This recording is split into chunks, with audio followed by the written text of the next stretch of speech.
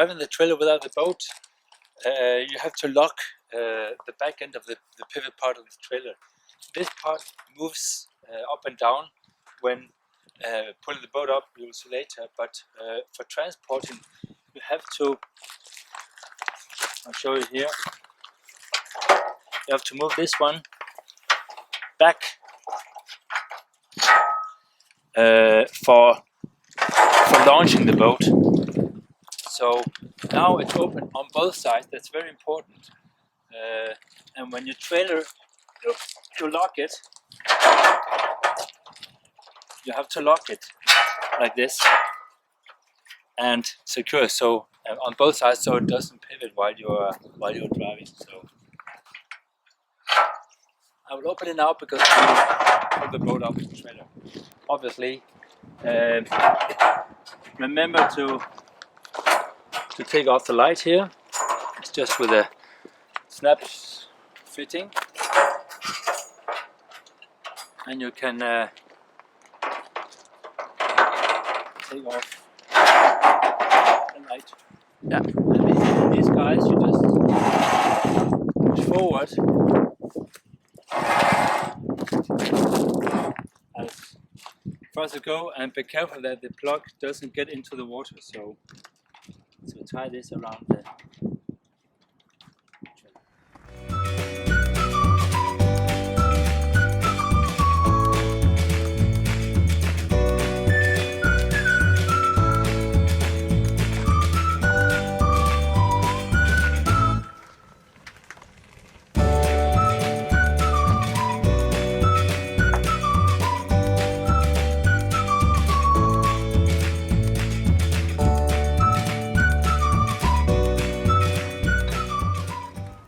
launching the boat. You need a ramp.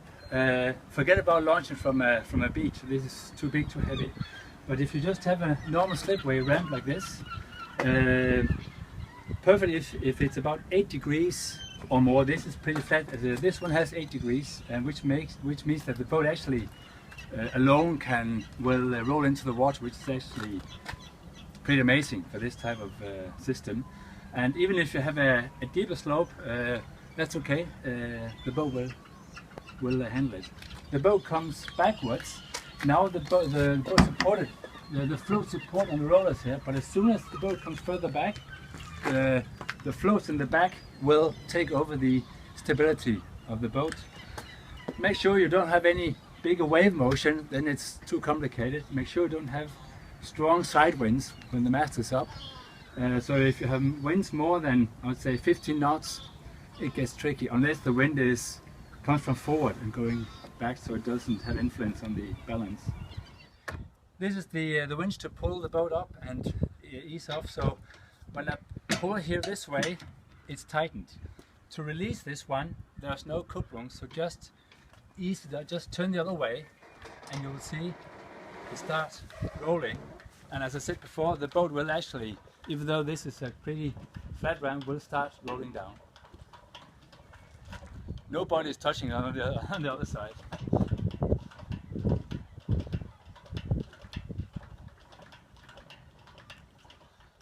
Again, when the boat is coming down, make very much sure that the boat is centered, so it goes down on the center line. If it's offset, if it starts to turn, it gets very tricky and gets complicated. So make sure the boat is lined up on the center rolls in the middle.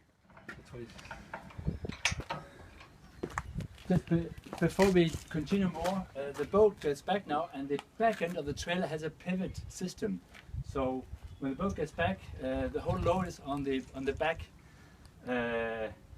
steel frame that also pivots like this and follows the bottom of the boat. So you will see that now.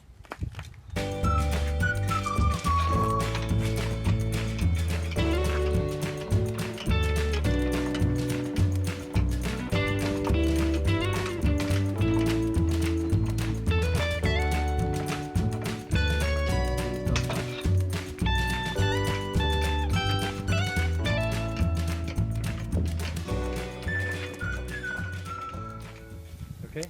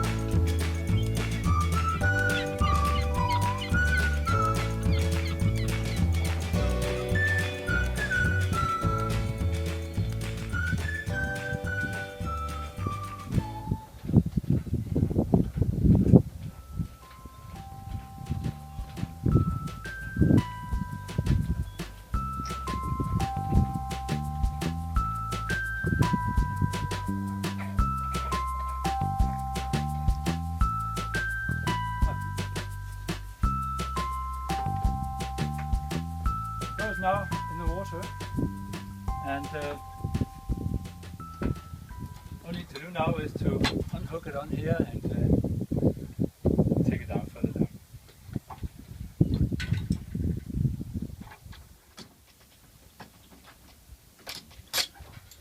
And go sailing, and let's have some fun.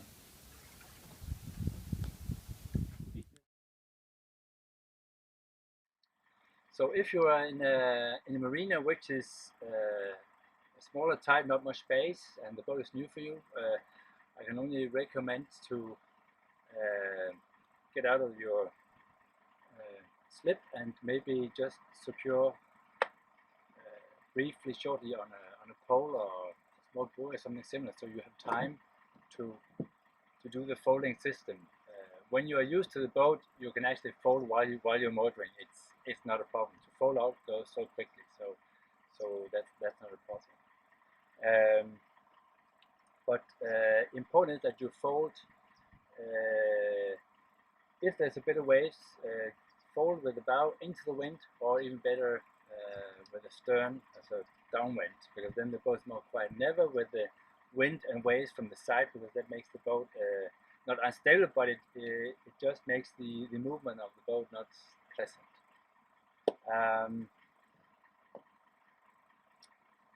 Yeah, and of course I have to say that at all times when folding, always the sails down and secured.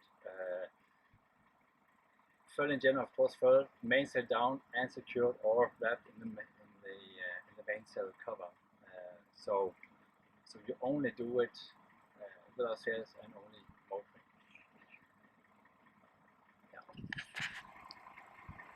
Yeah, I will now show you how to fold the boat. So the procedure is as follows, and we don't make any time lapse. So all we do here is real time. We have a safety cable here, which you have to release before folding.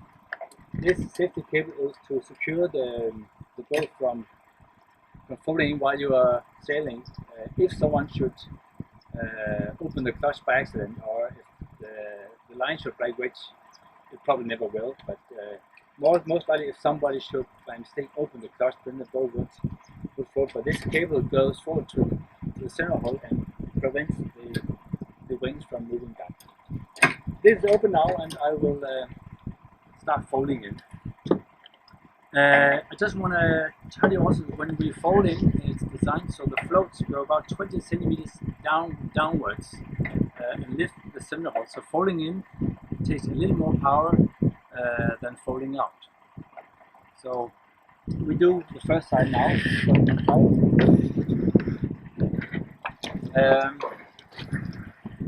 The safety cable is released.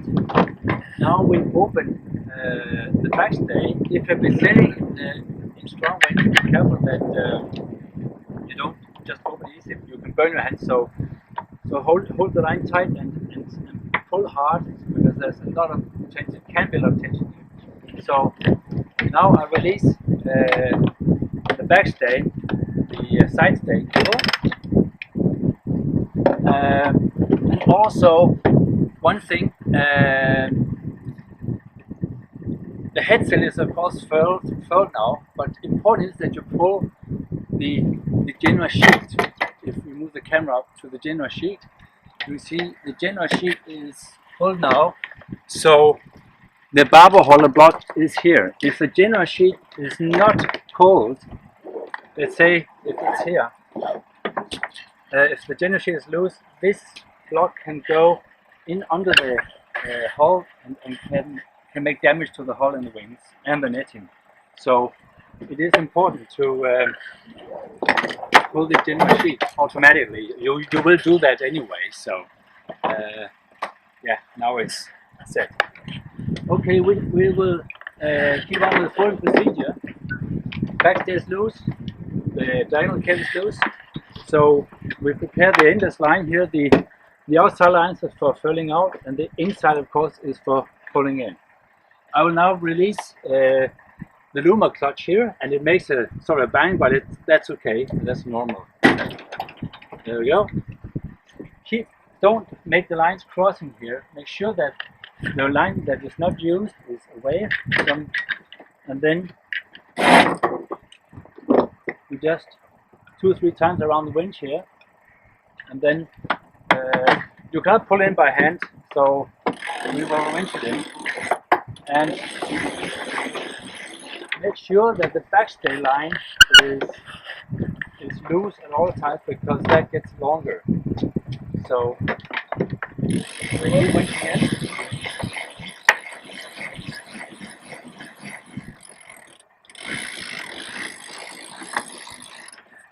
Make sure that this line is loose and this line is loose still. That's fine.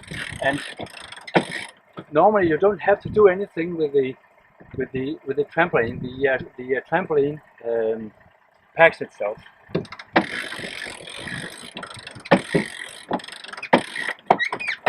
Now it gets a little bit harder. So use this is high gear, and then we use the low gear to get the rest in.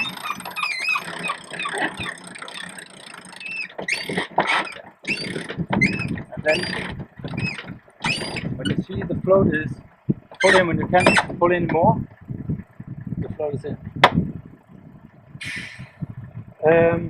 For trailering, you will to keep the trampoline more clean on the road. It pays off to just before it's pulled fully in, to pull the trampoline up a bit and pack it behind the forward wing. In the marina, you don't have to have the boat fully folded. If you have space in your slipway, it's also okay just to leave the float maybe its own width out, or further out, or just a little bit out, which will make the boat more stable if you are more at a place where you have very strong winds. Also, I have to inform that if you have winds more than 40 knots from the side, you have to secure the boat somehow with a line, with a halyard sideways, or fold the floats a bit out. If you have a winter storm or hurricane, because we don't have any weight to kill the boat, there's a possibility that the boat can tip over in very strong conditions. It has never happened for this model, but you never know. Now we are folded, and I want to show you how to fold out the hull of the hulls. We have this line system here. The outside line logically is for pulling out, and the inside is for pulling in. So fold out is very easy. The float is now deep in the water. When it's folded in, the float push down and push up the center hull. This is the center hull by 8 centimeters. So that's also why the boat right now is tilted a little bit, but the other side is not folded. So when you fold out, the buoyancy pushes out the hull. So you will see that happening now. So nothing else has to be done, and you can fold it out also while you're motoring. And again, pointing if you're outside where it's a bit of wind and a bit of wave, not more than 25 centimeters, then you point the bow into the wind, or even better, go downwind, then everything's more quiet. Never wind and waves from the side. I now open the clutch here. It's a double clutch, but the handles are screwed together, bolted together, so you will automatically open both handles, and open the handles fully up, not halfway, but fully up. So that I'll do that, and you will see that the float starts to move out.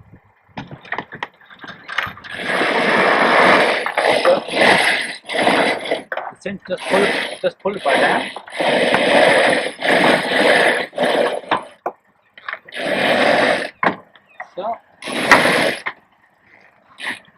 So this was about 10-15 seconds, and this is not a new boat. This is a boat that's been sailing all summer, so this is how it actually works. I have folded out now. The side stay, where the float goes up when you fold out, the side stay is a bit slack now. So just if there's a bit of waves, the mast will move a little bit. So just pull the slack, not hard, but just pull the slacks, and then the mast doesn't move again. Now the boat's folded up, but the trampoline is not fully tightened, so just pull here by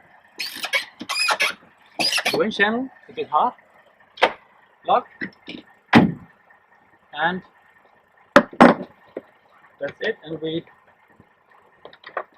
clean up the spaghetti here again. And now again, very important, you go here and lock the safety cable here. This is a cable that goes to the center hull forward. So if someone should open the clutch by accident, this cable prevents the boat from folding while you're underway. So you have a good stomach feeling that when this is in, the boat cannot collapse or fold while sailing. Now the boat is ready on this side, easy peasy.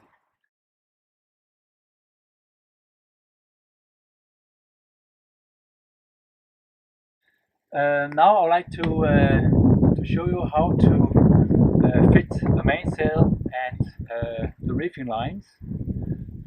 Let's start with the mainsail. For the mainsail clew, we have the eye here, and we have this Velcro that you put in this eye and around the boom as long as it goes. It has about 2 or 3 turns around the boom. There is no mainsail outhaul adjustment in the foot. The foot is loose, so there's no groove for the foot. And because we don't adjust the foot while sailing, we only have this very simple. It is very simple, but that's because it always works. And we want to focus more on the main sheet and using the preventer system. So you have to focus on the top of the sail instead of the foot. I mean, if you have a weak sailing with light air, you can release the foot a bit, but normally just tie the foot to this heavy eye here, and then just make sure that you have about 2 to maximum 3 inches of curve in the foot, and then you're fine. Not more than 3 inches, and not more than 7 centimeters, and not tighter than 5 centimeters. And it doesn't have to be that accurate. For the reefing lines, we will start here in the cockpit. Here we have reef 1. It says reef 1 here. It's a red line. And the reefing line is always on the mainsail boom. So when you set up the boat for the first time, the reefing lines, both reef 1 and reef 2, is attached to the boom. So don't look for the reefing lines elsewhere. So the reefing line is attached to the boom, and it's hard to see here, but the reefing line, this is reef 1, comes out at the front end of the boom. On the port side, and that's also why it's a red line. So the reef 1 line goes up into a block from the first reef, and then it goes down here along the sail, goes through this leading eye, continue through this roller here, and you have to do this job through the top roller of the leading block here, and very easy then back to the stopper where we have marked, it says reef 1. This is in the forward end of the boom and mainsail, and it's all what I'm explaining here is the same regarding if it's a sport version with black sails or if it's a touring version with the white sails. Same system. In the back of the boom, you will find that the line comes out in the back of the boom, and you then lead the reef line up to the block in the lead of the mainsail, and then you tie it, and then you just tie the reefing line with a bowline just around the boom here. There is a bowline on the other side here, because the boom is the line. The red line is coming out on the port side of the boom. We go into the block and we tie it on the starboard side, so the boom is in more balance. Like Reef 2 is on the starboard side, goes up in the block and is tied on the port side of the boom.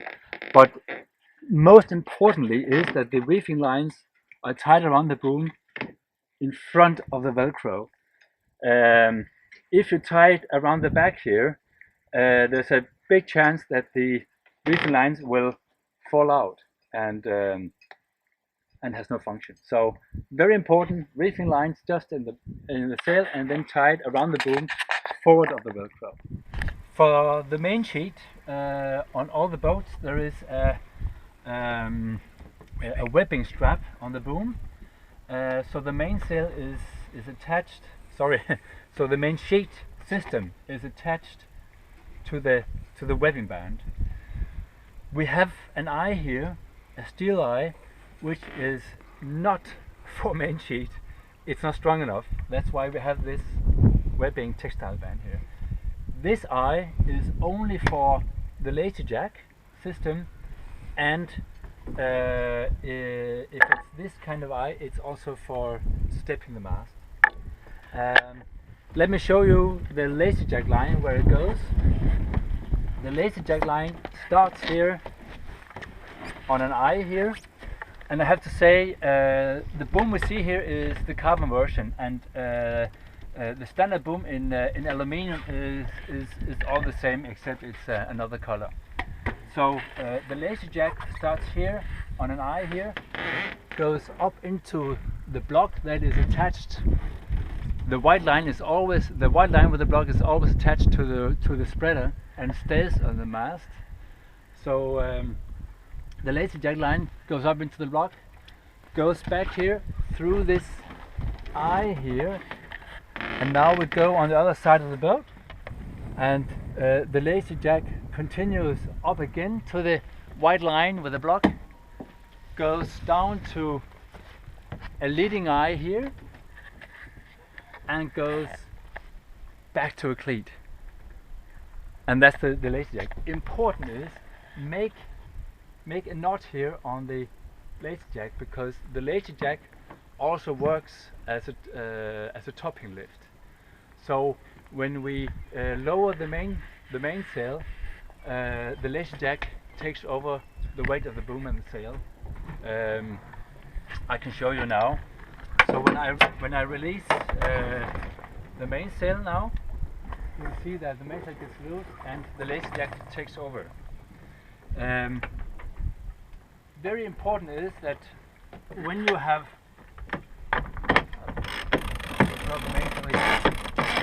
after the mainsail is up, when the mainsail is up and you go sailing, then release the lazy jack so it's a bit slack. So when you start pulling in the mainsail, that the lazy jacks are a bit slack, so the main sheet doesn't pull the spreaders down.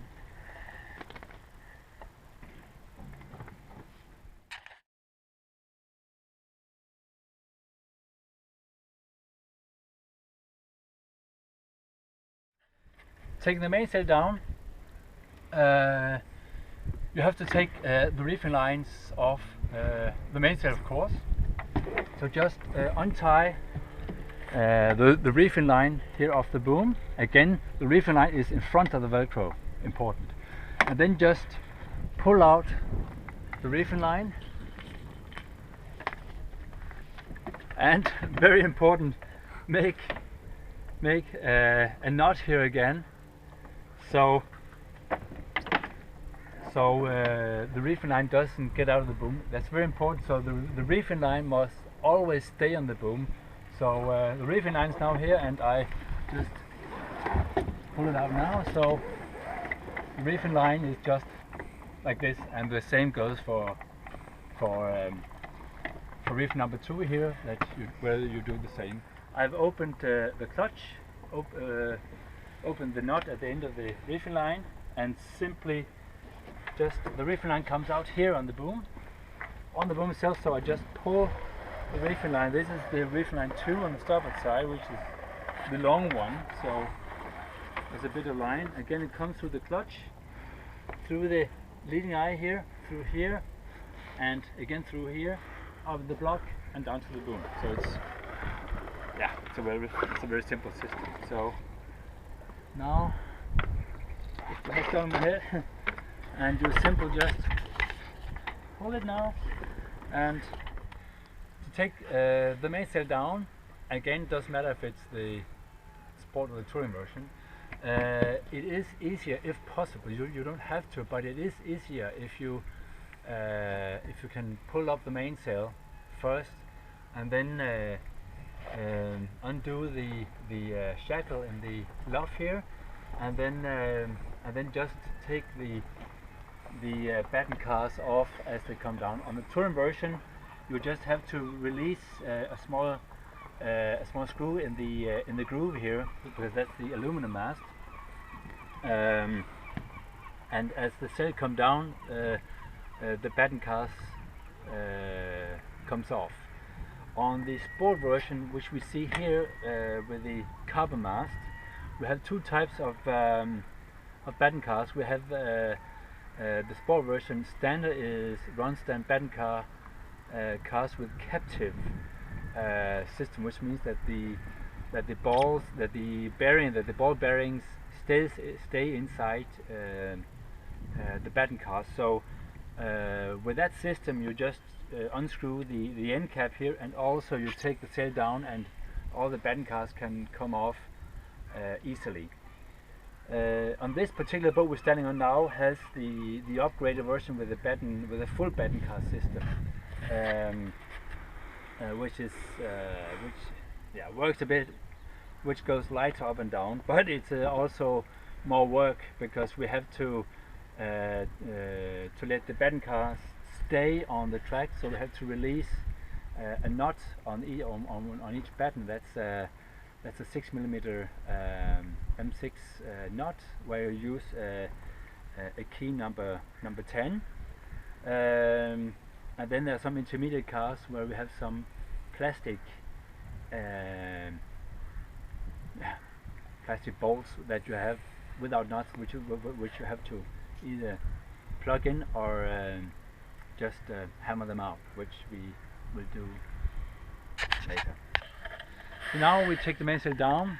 Before that, it's easiest to take the boom off the mainsail, so it's easy to roll up the sail. So just untie the outhaul, then that is clear, like this. Doesn't matter how many times it goes back and forth. Next stage is to take off the Velcro from the mast. So just simply, it's amazing, it doesn't matter how much force there has been, it's always easy to take off. So, and while we're here, to put the Velcro on the sail again, simply around the boom, just tie it down like this, and then you just put it through here, and like this again. So it's a very easy system, very strong, and always holds the sail. So now the mainsail is off the boom. Now I want to lower the boom, so I simply just open the lazy jack line, which holds the boom, and you'll see the boom now comes down. The lazy jack line comes out. Should come out here, and comes out of the mast. Whoops. Down here, and again, now it's only back here, so I just pull it out here,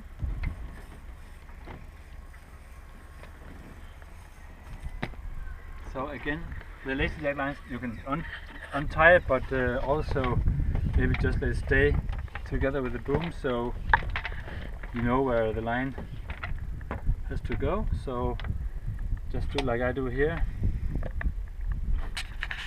The line wraps up and tie it to the... Now we're prepared to take the mainsail down, and both on the sport version and the touring version we have this shackle here, and you take an Allen key number 4, and we open it here.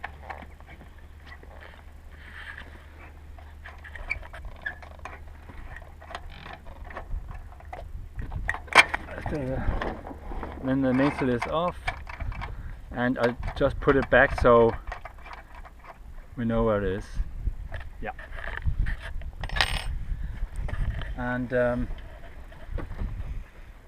now it's easier to also, because the lazy jack is off, the mainsail is off, now it's easy to take the mainsail cover off. So I will do that, and again, yeah, this is a sport version with the carbon boom, but it's exactly the same on the touring version. So just open the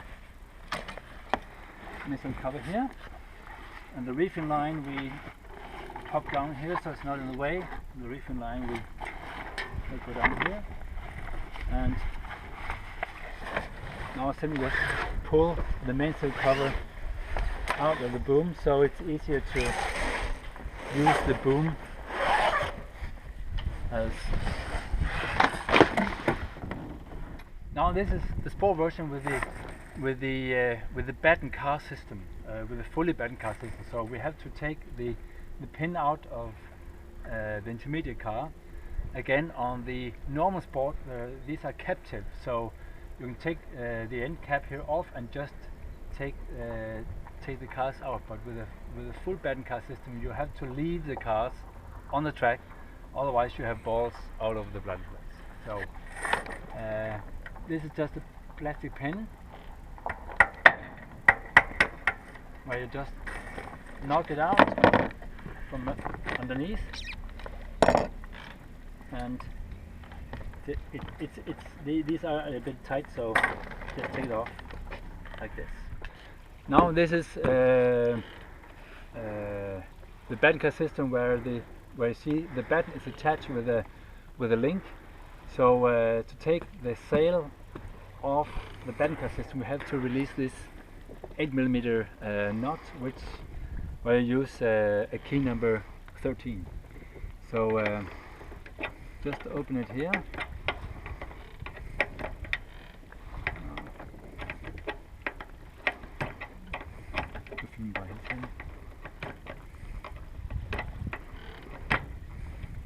So you see there's a knot here. We take the knot off. There's a washer here. Don't worry if you drop this in the water. Doesn't matter. It has no meaning. And now you see that the Batten car is now released just like this. So again, it comes from underneath and up. So very important. The knot is on the top side. Except for the last one in the top, it is the other way around, but you can see it on how the car is made, but this is the way it should be. For the intermediate cars, you can also just take a Phillips screwdriver here and let it rest here, and then just knock it here, and then it's an easy way of doing it.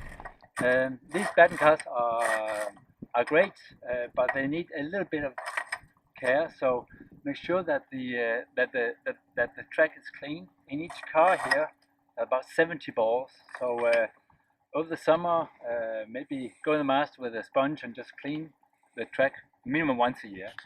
And also now and then for salt, rinse the cars here with just with a hose, with a water hose, and with water, and move them up and down.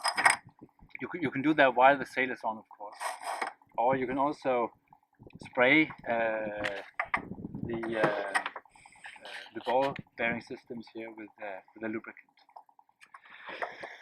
This is just to show you something important.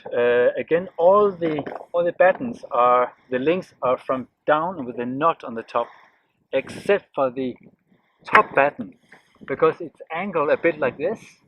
It has to come down from the top with a knot under. So that goes on sport version. Doesn't matter if it's batten cars with the captive balls or with the real batten car system.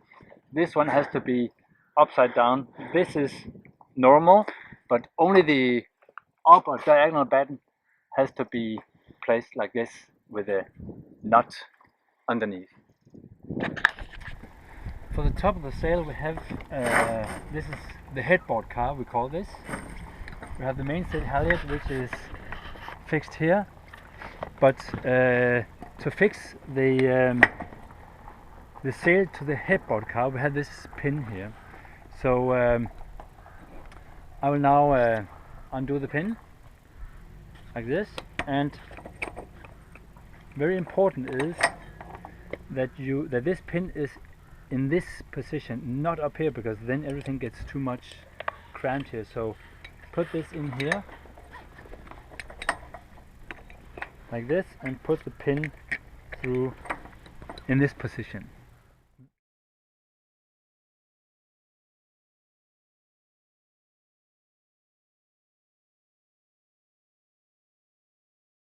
This is the mast bracket that you can keep on the trailer. This is also foldable, so it doesn't take up too much space in your car. In the cockpit, you place it here. Be careful it doesn't come too much far backwards, because it will scratch the engine cover. So make sure you have about a couple of inches, 5, 7, 8 centimeters between here and the motor, so it so they don't conflict. And during trailering, also put a line across it so the tiller sticks. When you take off the main sheet, don't just release it here and leave it there. It's important that you take it off here, leave the shackle on here or there, and I can only recommend that you pull the lines. This is very important, that you pull the lines now, so they don't so if this gets turned around a couple of times, it's almost impossible to get it right again. So therefore, pull the blocks down like this, and now it looks awkward, but now it's in the right position. It's not twisted. So when you install the main sheet again, it's just releasing and pull it up and put it back in place. And that is very important. For easier handling while putting the mast up and down, we use the boom as a lifting arm, and the reefing lines are attached to the boom, so we don't have to. So the reefing lines are not in the way while we're using this. I can only recommend to tie the reefing lines or use some tape like I do here. So now the reefing lines are in position. When taking the mast down, you can choose to leave the sail on. That's what we'll do here now. Or you can take the Genoa down and pack it away if it's for the winter, put it in the boat. But if it's just to move the boat from A to B and next day sailing, just leave the head sail on. Doing that, you have to take the Genoa sheet off the clue like we did here, and just put a sail tie around so the sail doesn't roll out again. And you also have to pull the rest of the furling line out here. Open the knot here and take the full line out, so we make a knot here so it doesn't disappear. And now the head sail forestay is free to come off when we take it. This is part of the mast racing system. So this is the block system to raise the mast, also to lower the mast, and the rest of the line goes back to the cockpit. But this block here with the becket goes down, and the one goes up into the boom. But the one with the becket you secure here on the starboard side, pulpit base, and the other one here we will just leave it like this now, because we will put it on the boom, and then the rest of the line goes back over the over the cabin top and through the stopper for the general sheet, so you can follow on. Again, this is our mast base pivot fitting to tilt the mast, to get the mast up and down. This is an optional thing, so whatever. You take the pin here out at the bottom. Take this pin out in the front, here, and this fitting you put through from the back side to the mast and secure it with the pin like this.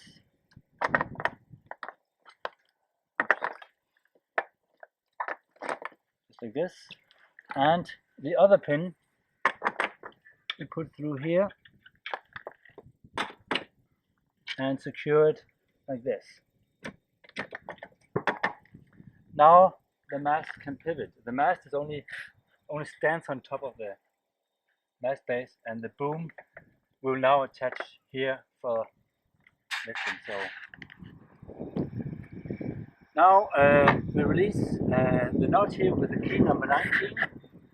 Put the spinnaker halyard back on the boom, because then you can move the boom by yourself, and I'll show you how.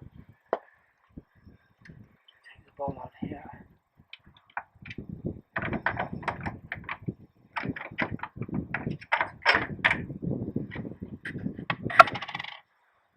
Here, go here.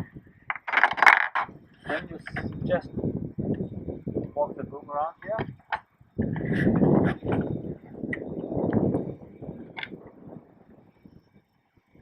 Around like this.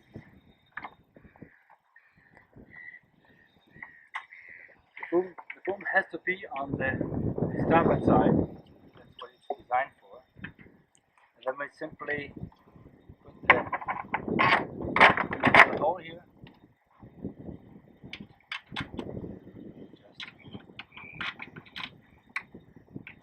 Just hand tight is okay. And we will lower the boom a little bit so it's not too high. The boom has to come up a little bit, like this. And now we will put on the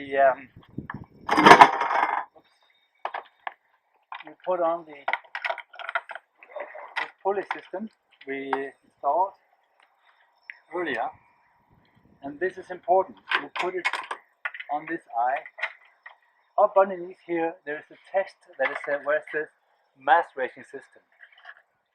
That's very important. Don't use the main halyard, but there is text here, also on the aluminium boom.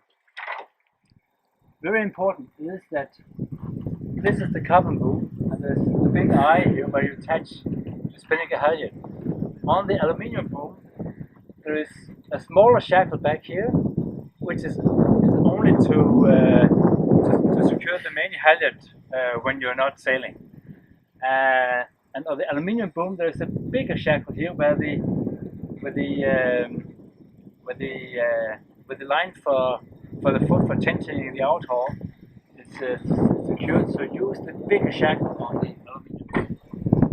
Now we install the mast support pole. This is a stainless pole. We have this deck filling here. It says water, but it is not for water. It's a sealed deck filling. All we need here is the thread. So we screw this on as far as it goes,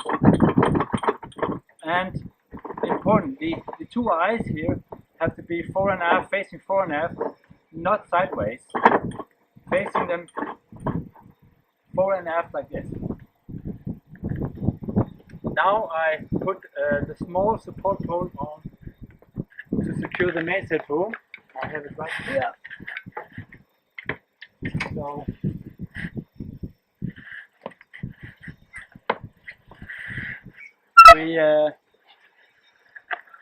I put on to the this pole is on the trailer, and we put it on the forward eye here, and then you see we have this head eye on the side of the boom where we attach this one up from upside and down like this, not reverse, but like this. Now the boom is secured. This is the mast bracing pole to support the mast sideways, and if you have more wind than 15 knots, then don't set the mast. If you have 15 knots wind from the side, more than 15 knots wind from the side. If you have to do it, then it is possible if you face the bow into the wind or the stern into the wind, so you don't have any sideways wind pressure. The pole here is like spinning a pole, and the claw comes from outside, never from inside. It has to come from outside and on. And so this is it. So up here, you see there's an eye up on the spreader here. So I will attach it on the spreader here. Make sure it's tight, that it's closed, and then you see that it's easy to put the spinning pole from outside here. If it doesn't fit here, you can always pull the halyards. Sorry, you always pull the shrouds of the side stays. If it's too long, pull the port side stays a bit so the mast moves a bit over here. If it's too high, then just pull the starboard side so because the mast can move a little bit. But right now it's in the good. The pivot point is, as you remember here, so not to twist the mast while raising and lowering the mast. We take the spinning halyard and we simply tie. This is a bit maybe basic, simple, but tie the spinning halyard up in the reefing eye here.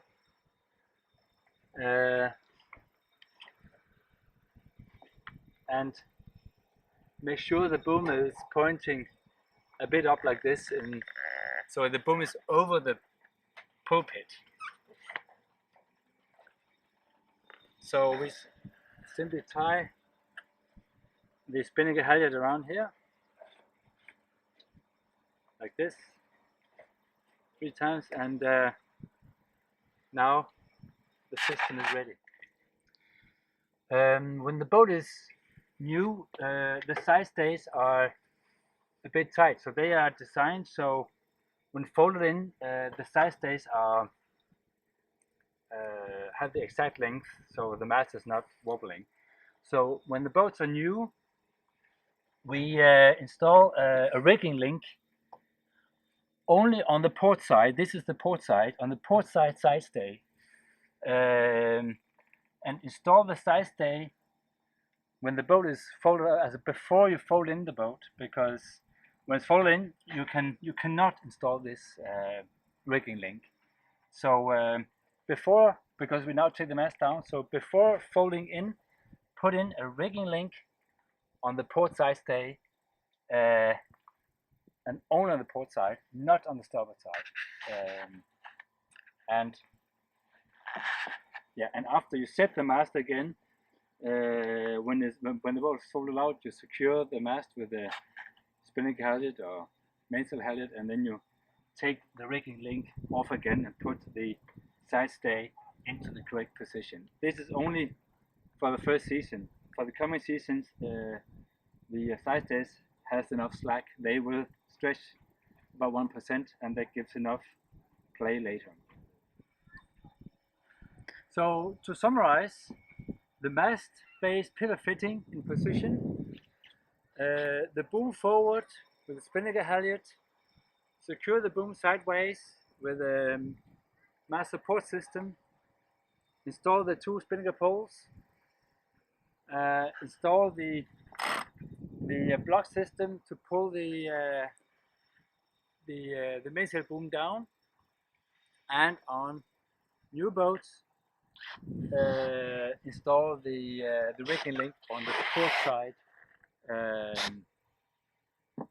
shroud. Now I pull the downhaul, or I pull the boom down so we can release the forestay. Now the forestay will get slack. Now from the cockpit I have pulled this mast racing tackle system. I pulled this line hot down, so now the forestay is loose, and now we can take the forestay off. So we take the clevis pin out, and for the forestay it's important we use these bloody old times pins. They're a pain in the ass, but on the forestay it's important never use the circular pins, or the circular ones to hold the forestay, because when it's going downwind in strong wind, the backstays are not holding the rig, not backwards, so the forestay can pound down here, and these circular pins can come off. These does not come off. So now I take the clevis pin out, and again you see no other persons here, so I do it alone. So the forestay is now off, and this one is now the forestay. So I take this one off and I put it alongside the boat.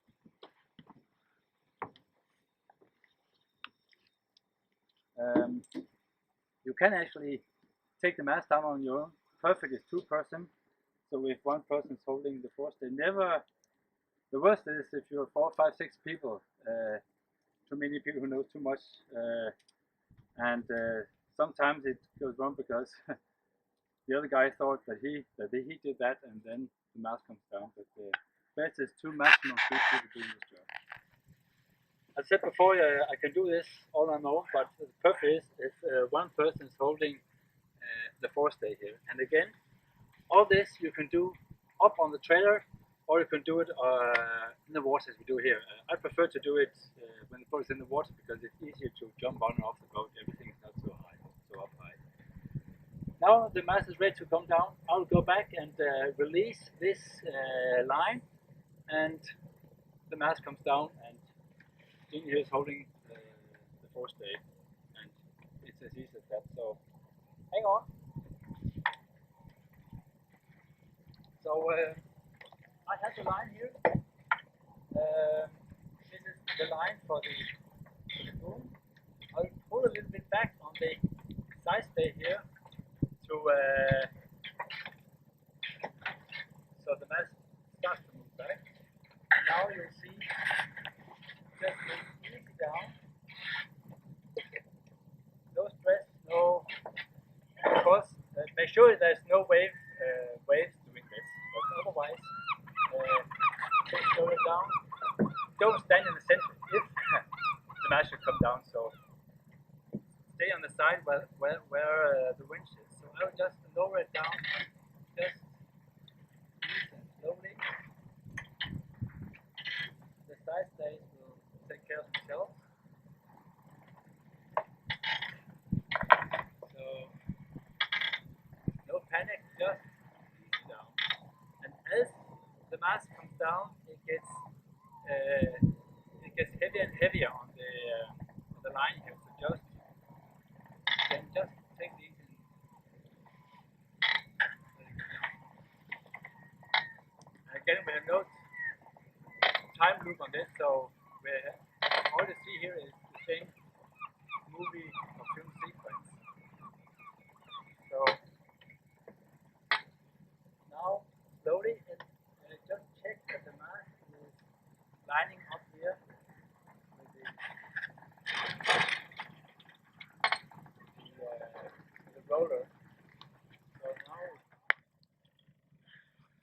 now the mast is fully down, then just secure the line that goes forward on the boom. Just fix it here on the halyard stopper. Then I can go forward. Now to get the boom down, I release the spinnaker halyard here again, but hold it tight in your hand. And now you'll see we can lower the boom down just like this.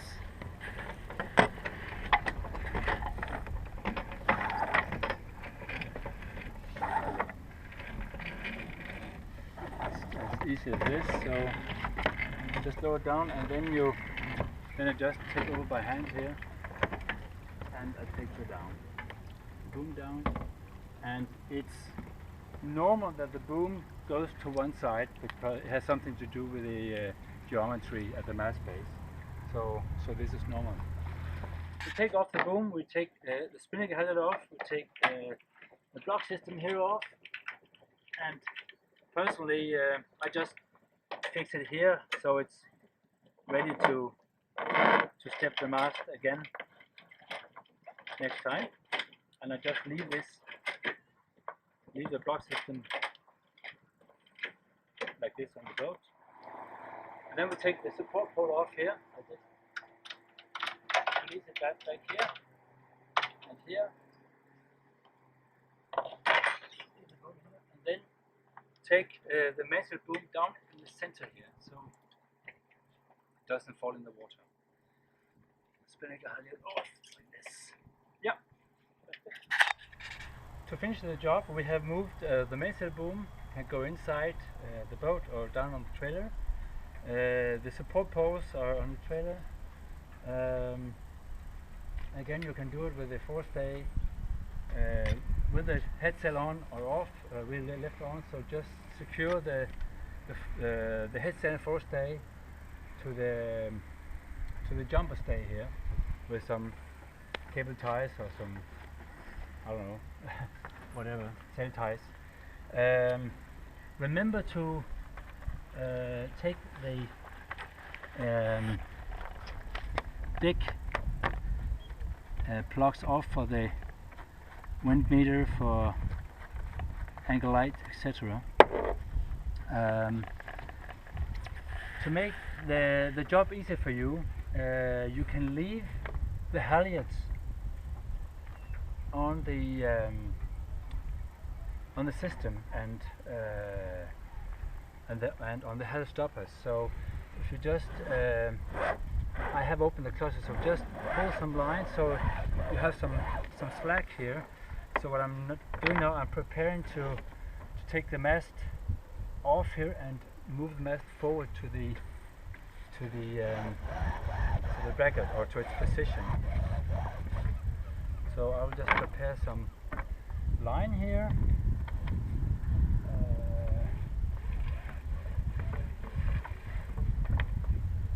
Here, the bracket or the mast support here. Just there are some holes here with some support rubbers, so it's easy. It can only be in one position when it fits like this. Easy done. That's it. Now we move the mast forward. So just so you know, you need minimum 70 kilos here, or in pounds, 150 pounds, because we have more weight in the back than here. Again, I can do it on alone, but you need minimum 70 kilos here, so a kid cannot do this. So simply take the pin out here. The pin that is holding the mast now is the small pin here, so you can see when I sit here it gets slack. I take the pin out, no problem. The mast comes up, and now it's free, and we move the mast a little bit forward here. It's not a problem. So when it's about 1 meter forward, it's about a balance. And again, this is actually easiest done with one person, because two will pull the wrong way. So Just a little bit more forward. Again, this is the sport version with the carbon rig. So you should think this is lighter. Yes, it is lighter, but the mast is also taller. So actually, even though the touring version has an aluminum mast, the job is just as easy on the aluminum mast, even easier because it is actually a shorter mast. So again, I'll pull a little bit more and you will see the mast is basically in balance now. So I'll continue moving the mast forward. Again, nothing happens here. So the mast just rolls back here. Just keep it centered like this. Move forward. Again, you see nothing happens. Just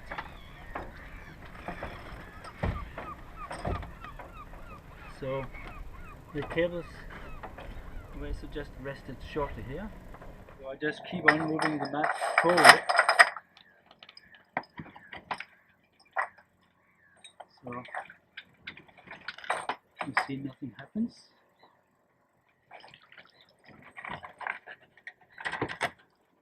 And yeah, this is about it. So basically,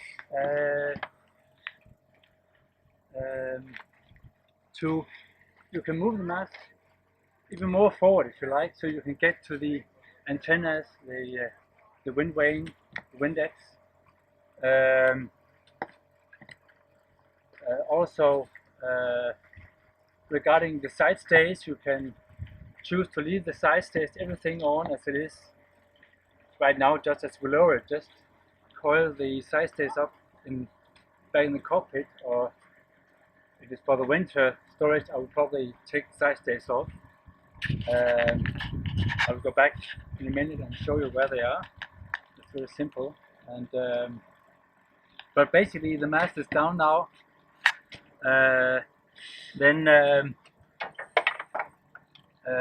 the mast for international, for driving international, you're allowed to have 1 meter from the trailer lights, which are at the back end of the floats, to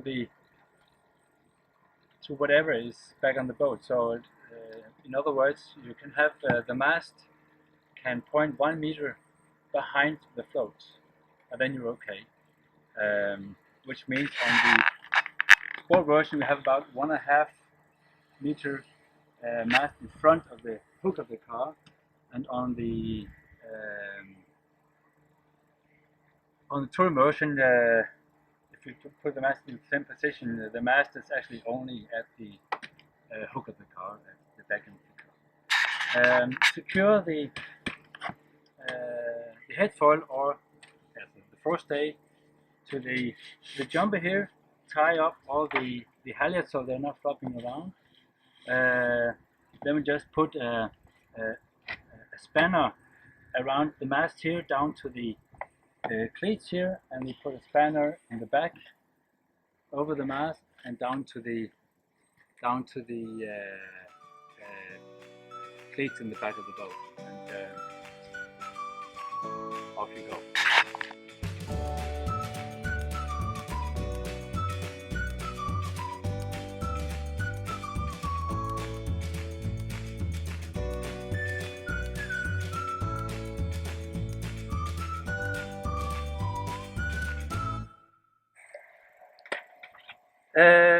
Here we are on the Dragonfly 28 Sport. This is Sport with the carbon mast, can also be the touring.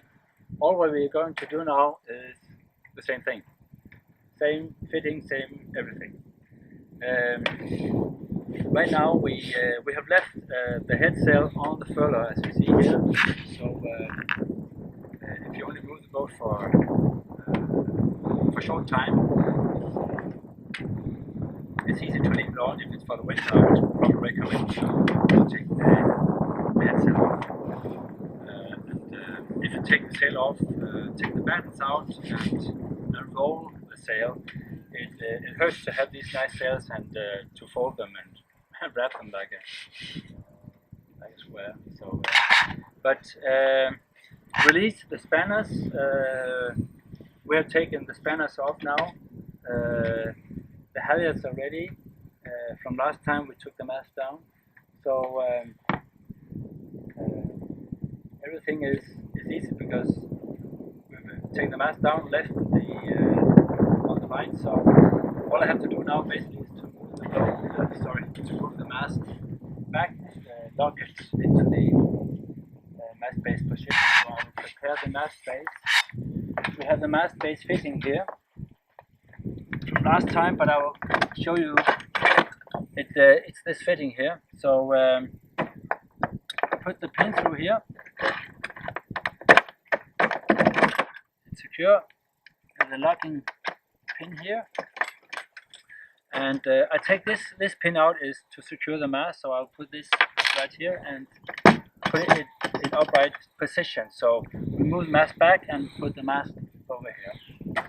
Again, you can do this job as a setting the mast. You can do on the water or also up on the trailer. Personally, I prefer to do it like this in the water, of course, in protected conditions, because up on the trailer, it's everything is up so high, but it's still okay to do it. But it's up high. Here, it's easy to jump on and off the boat and pick up things, etc. So. And also just make sure to set the mast in not too strong winds, maximum 15 knots of winds, so the wind from the side. If you have to step the mast, if you have to, and there's more wind, then only do it by turning the boat into the wind, or if you have wind from astern. So there's no sideways winds that can tip the mast over, because we have this mast racing system which works fine, etc., but it's not designed for 20 30 knots side winds. But never mind, I will start moving the mast back, and even though this is the carbon mast version, it's just as simple, and it's the same job even with the touring version. Same thing, not heavier, because the mast is rolling on the roller back in the cockpit. So I will just start rolling the mast back.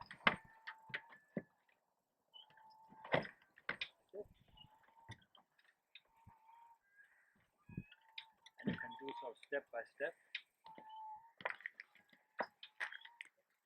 If you hold it here, then you have the mast more in balance. So when we have about 2 meters left, you will see that the mast is right now. The mast is basically in balance, only resting on the rollers. That's about 2 meters here, and it's the same with the touring version. Actually, the touring version is just as light to do, because the touring version is shorter and therefore not heavier in the back. Just need to get the lines in here. Yep, they are clear. So we just continue moving the mast back, and now of course it gets heavier and heavier in the back. So yeah, rolling the mast back is easy done by one person, but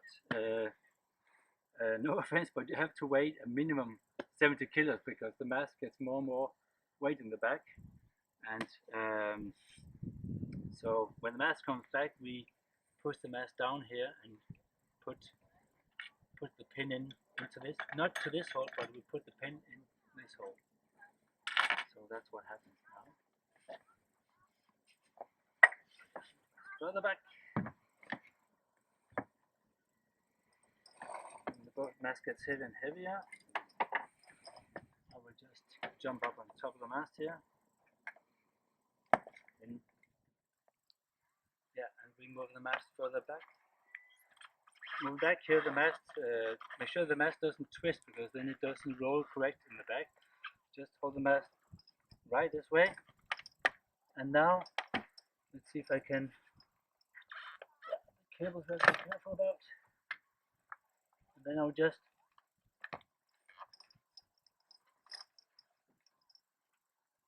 there's an opening gap here, so I just have to look into this.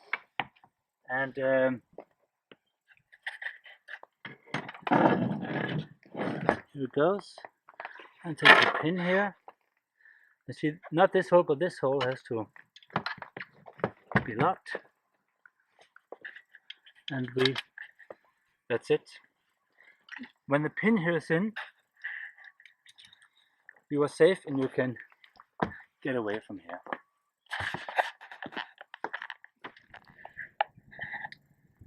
Here we see the top of the mast assembly. Basically, these are the diamond stays here. The fourth stay can only be placed one stay. This is the forward eye in both of the jumper stays. So the fourth stay has to be installed with a rigging link here, and it's secured. Its turn is locked by key number 14. The same goes for the side stays. There's one over here and one here, and also tightened with the key number 14. The side stays are the same from side to side, so you cannot swap them, or you can swap them. Again, this is the 28 Sport version. So this is code 0 halyard. This is spinnaker halyard here, and under the fourth stay we have another halyard. That's the Genoa halyard for the furling system. When we look at the furling system, the halyard is just secured to the top of the swivel. This swivel moves up and down the sail, and the halyard is secured to the top of the swivel, and the sail is secured on the lower part of the swivel. So this is how this is the very top of the mast. So we have the main halyard system, the 2-to-1 system here. The main halyard is just tied with a bowline around a pin here. So this is the mast halyard system.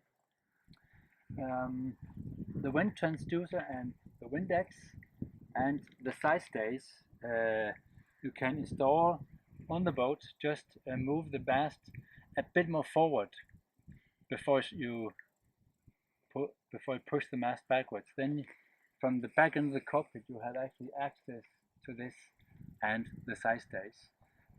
So remember to install these things if they're not already installed before you move the mast backwards.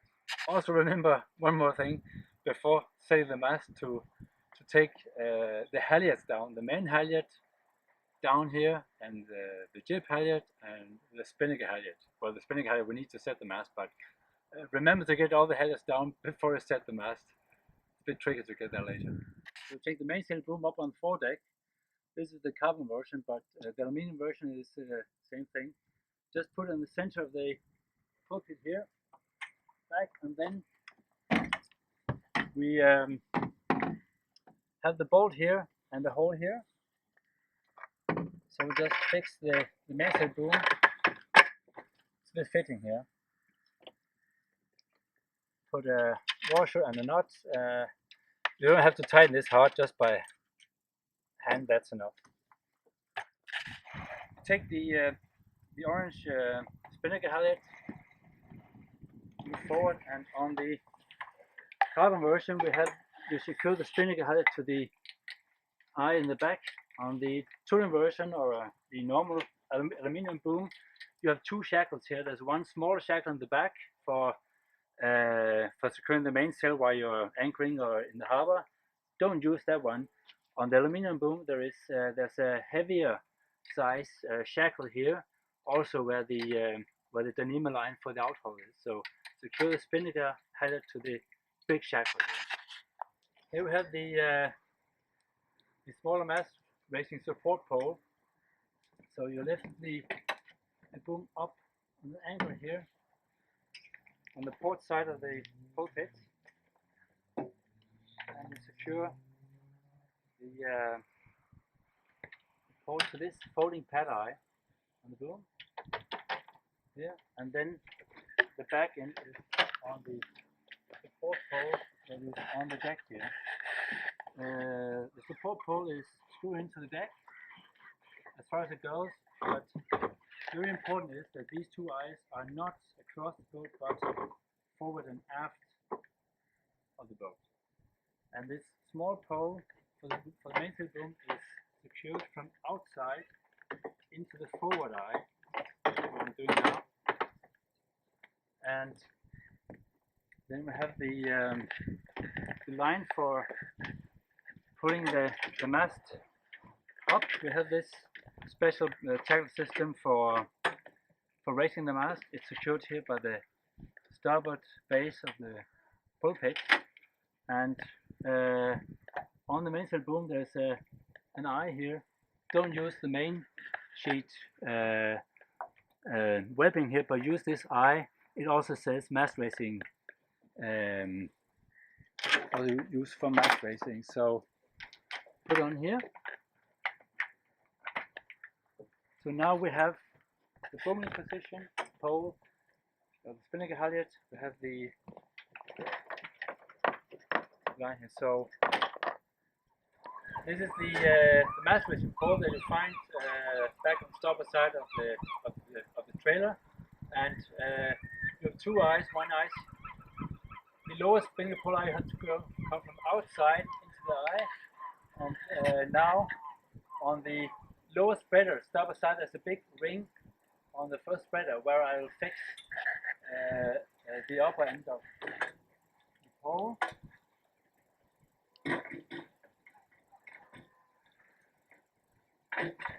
Make sure that the pole is, as a double check that the pole is cleared in the right position, and then you simply put in position here like this and make sure it's in the right position. So now mast base is fixed, boom is up, the block system is on, spinnaker halyard is in position, this and this is in position, and basically we can raise the mast now. So put the boom up, and you will see it angle like this, but with the geometry, when it gets up, it will get into the center.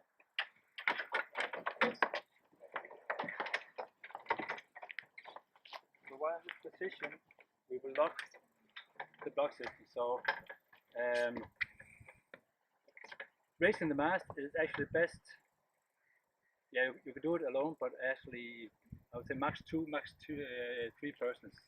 If you do 5, 6 persons, somebody thinks someone else did something and you collapse. So 2 persons are perfect. So right now it is easier if someone else holds the boom here and one locks the lines in position. Now the mast racing tackle is just locked in the clutch by where the general sheet is. It says general on the starboard clutch, so now the mast doesn't move forward. So all I do now is taking the spinnaker halyard here. That's the orange line. So I will just pull the orange line here, and you will see. So I'll just pull the orange line here and make sure, if we have the spin signal from the side, that the boom has to point about 5-8 degrees backwards, like this. And the idea is, if it points straight, the boom will touch the pulpit before the mast is fully up. So make sure that the boom is pointing backwards like this, about 5-8 degrees. Then to secure the spinnaker halyard and not to twist the whole mast base here, we have to tie the spinnaker halyard to the mast. So I actually use if we have the camera over here, we actually tie the spinnaker halyard to the reefing eye, just like this. That's the only thing that's a bit Mickey Mousey with this mast racing system, but that's okay, just like this. Okay, for setting the mast, we have these laser jack lines, or to hold the laser jack lines. So untie these before I set the mast, because it's a bit too high later to get up and take them off. So just get them off, and then these guys will be ready. I will now, from the company here, we use the starboard winch, and you just winch the mast up, and anyone can do that, even a young child can do it. So just winch it up slowly, no stress. Of course, look for electrical lines or trees, and yeah, here we go.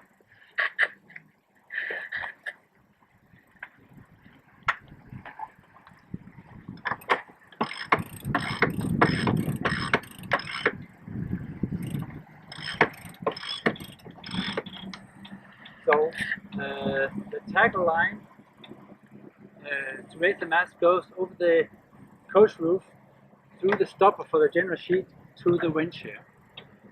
So if I let go here, it still holds. So now to start, it's a bit hard.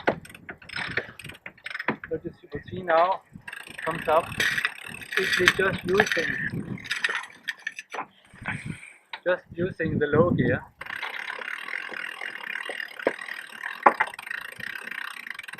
While sitting on the mast, just double check that the top shrouds does not get entangled with the floats in the back.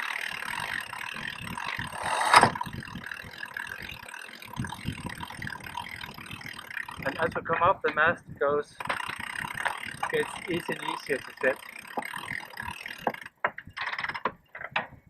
Let me just check. Yeah, looks good.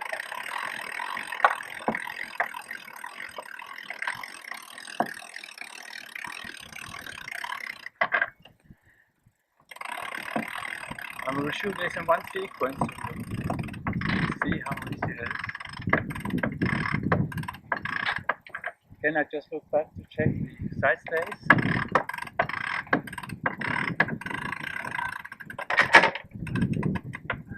I can see one side stay is entangled.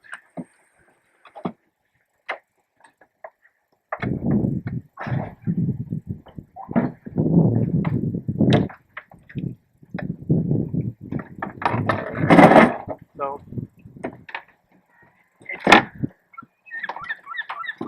as I paid up to put the side stays up here.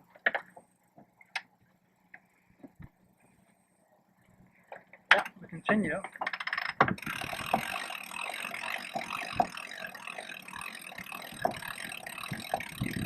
Now it gets lighter on the 2-speed winch. Now I can go faster.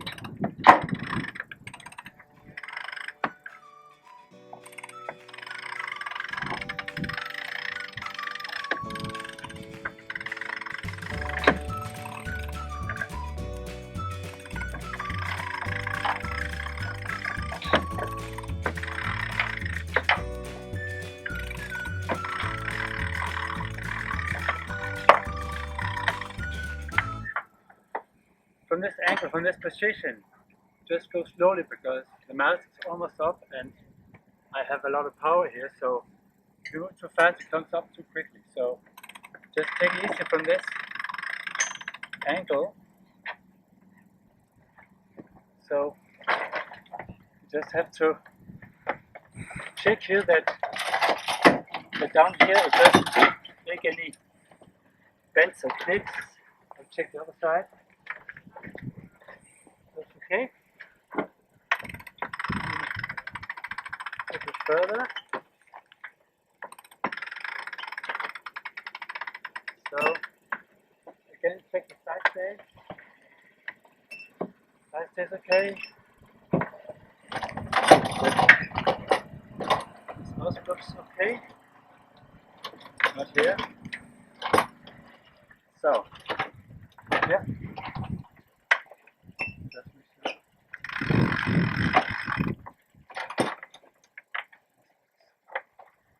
Okay. So on now, hold it back on the side stay. Now it comes forward.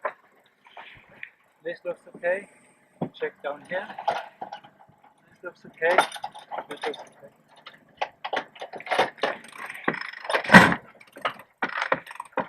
And basically the mast is up now.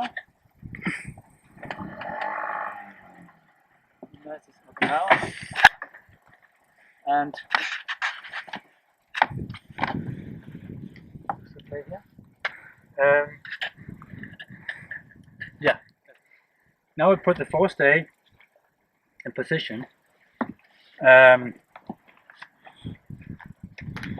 If for some reason it's too short, two things: check that the rigging links in the top of the mast looks okay. If you can't see it, use binoculars. If the forestay is too short, check that the rigging links, because they can kink, and then you have to lower the mast again or rattle them. I will pull.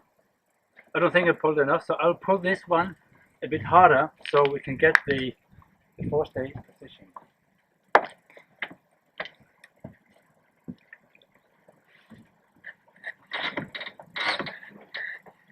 Yep.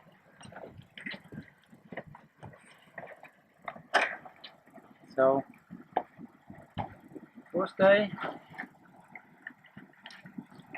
pin. Forestay looks okay, and we put it in position here. Yeah, that's fine. And put the clevis pin in, and just a small detail: don't use the circular clevis pins because they're not strong enough for this. The circular clevis pins can fall out when they're going downwind. The forestay will bounce downwards and and these circular clevis pins can jump off and the mast will eventually fall down. One more thing. Come with me back.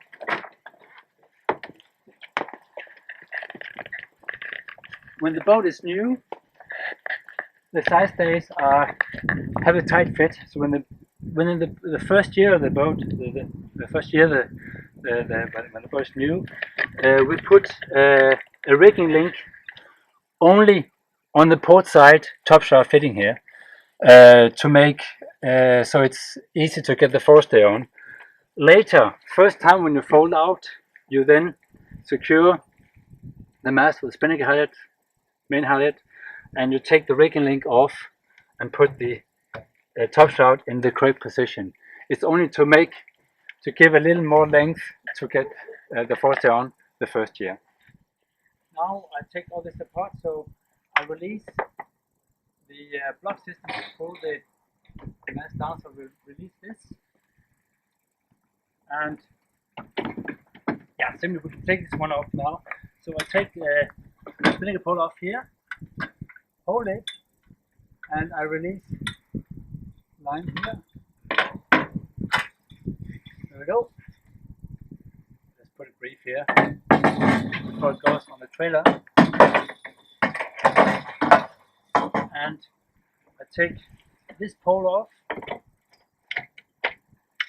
as well. It also goes down on the trailer. I'll show you something interesting. So the block system we release here, and I take again. I'm doing all this on my own. I'm not a Superman, so I just take the pin out here, and what you see is now that I leave the spinnaker halyard at the end of the boom, so I just move the boom around. This way you can do it on your own. Inside the side stay, right here, and now I can fix the mainsail boom in its position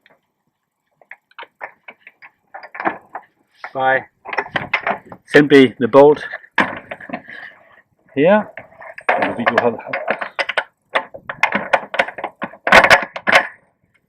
That's it, and we have a washer and a nut, and I take some tools later and lock this. when stepping the mast up or down, check that the cables here do not get entangled or squeezed between the mast base and the bottom of the mast. Has happened. And when you install these plugs, put some grease in here so you don't have any moisture coming in. And before you tighten the rigging, take this pivot fitting out. So it's easy done. Take the pin out here. Take the pin out here. Take the pin out here. And put all back in place so you know where it is next time you're going to use it. So yeah. Yeah.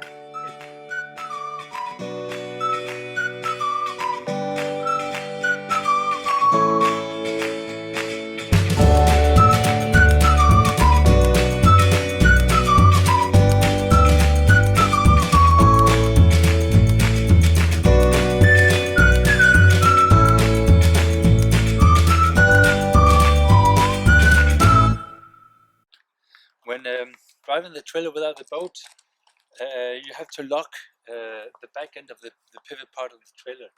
This part moves up and down when pulling the boat up, you'll see later, but for transporting you have to, I'll show you here, you have to move this one back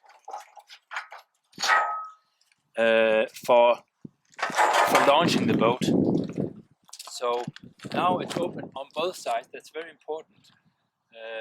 And when your trailer, you lock it.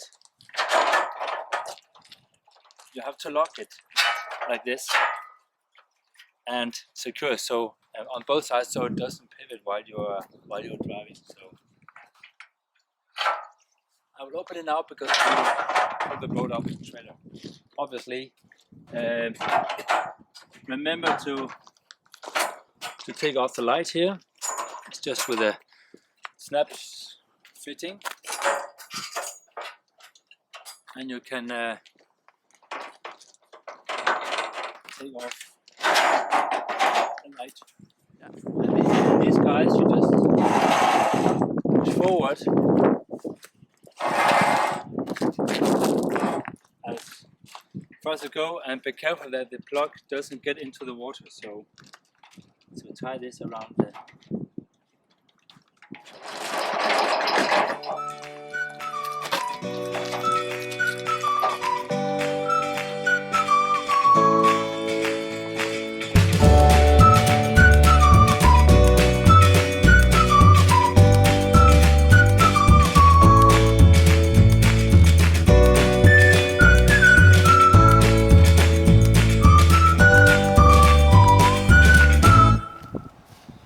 down the ramp, and you need like this, a normal ramp with about 8 degrees angle.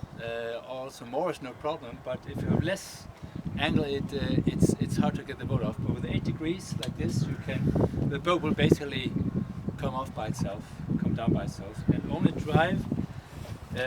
Don't drive the trailer into the water, only so the first wheel just touches the water, just the rim of the wheel just touches the water, so the brakes doesn't get into salt water. One time salt water in the brakes, they're damaged. Now we take the line to winch the boat up. You have to get that back, and then we come with the boat to the trailer and pull it up. The boat comes to the trailer, and you fix the trailer line with a shackle here on the lower eye at the bow fitting here. Best conditions is of course flat water. If it's wave conditions, it will be too difficult. So you need flat water to do this. Also make sure that the centerboard is up and the rudder and engine is up, because when we pull up the boat on the trailer, the bow comes up high. And this trail slip, we have the advantage that we have a small dock alongside here, so it's easy to control the boat. It's very, very essential, very important that the boat comes up straight on the trailer when the boat comes up, or also goes down. Very important. Which means that it is easier if you have a ramp with a small dock alongside. If you don't have a ramp with a dock alongside, one person can actually operate the engine. So with the engine forward, you can just turn the tiller, so someone in the back can actually control the back of the boat if you don't have a chance to control the boat otherwise. That works very well. I've done it many times. So we'll try to pull the boat up. Center here, and you pull forward, so the boat just comes to the boat. So the bow comes up to the center rolls. Very easy. So just like this, and you just continue all the way up like that.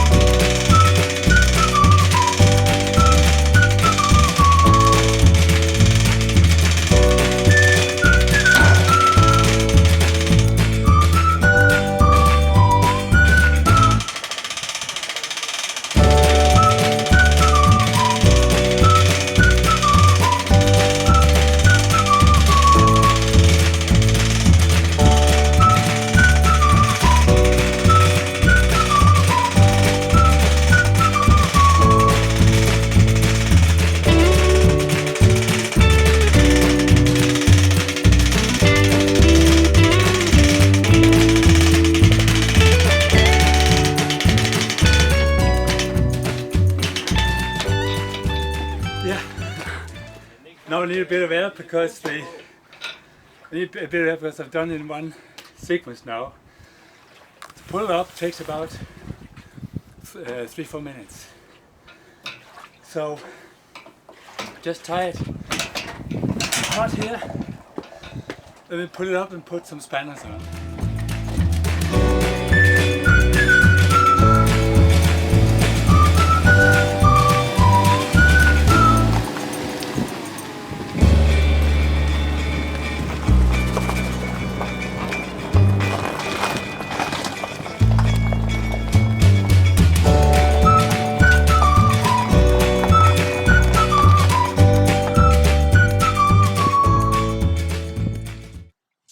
To secure the boat to the trailer is easy done. There are 3 spanners like this,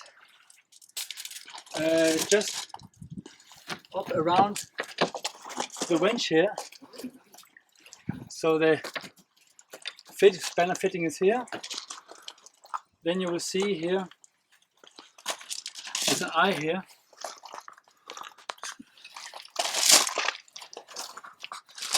So, and we just simply